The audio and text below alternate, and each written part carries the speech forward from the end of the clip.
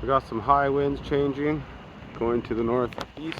We're just going to push that fire in the other direction.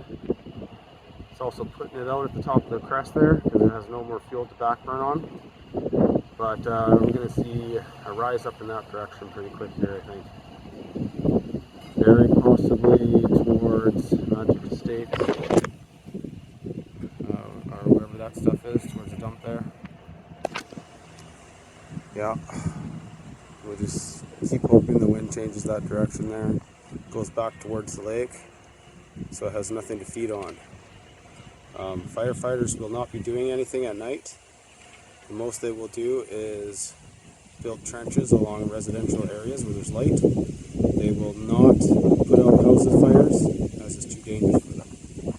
So your house will burn if you're